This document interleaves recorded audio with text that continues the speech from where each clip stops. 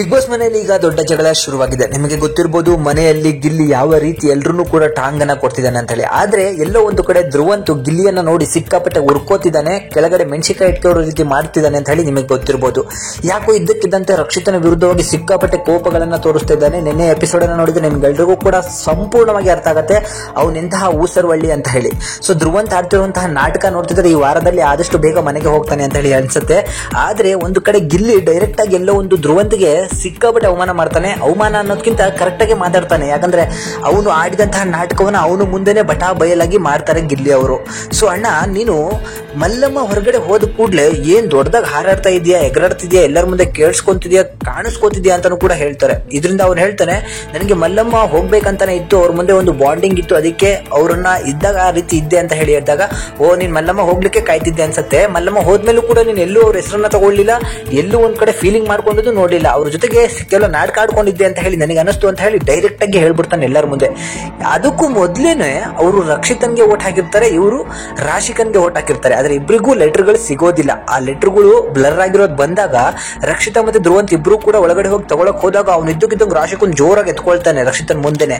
ಆಗ್ಲೂ ರಕ್ಷಿತ ಪಾಪ ಅವಳ ಪಾಡಿಗೆ ಅವಳು ಎತ್ಕೊಂಡು ಹೊರಗಡೆ ಬಂದ್ಮೇಲೆ ಗಿಲ್ಲಿ ಸಿಕ್ಕಾಪಟ್ಟೆ ಟಾಂಗನ ಕೊಡ್ತಾನೆ.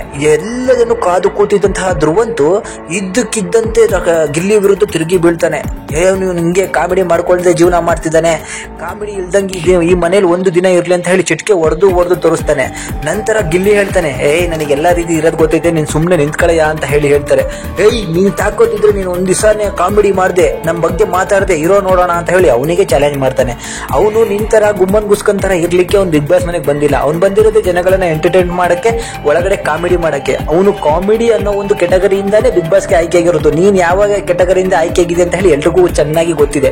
ನಿನ್ನ ಹಳೆ ಹೆಸರೇನು ಅಂತಾನು ಗೊತ್ತು, ನಿನಗೆ ಯಾವ ರೀತಿ ಆದ್ಮೇಲೆ ನಿಮ್ಮ ಮೇಲೆ ಕಂಪ್ಲೇಂಟ್ ಆಗಿತ್ತು ಅಂತಾನು ಗೊತ್ತು, ಆ ಕಂಪ್ಲೇಂಟ್ ಆದ್ಮೇಲೆ ನೀನ್ ಯಾವ ಹೆಸರನ್ನ ಚೇಂಜ್ ಮಾಡ್ಕೊಂಡು ಬಂದಿದ್ಯಾ ಅಂತಾನು ಗೊತ್ತು.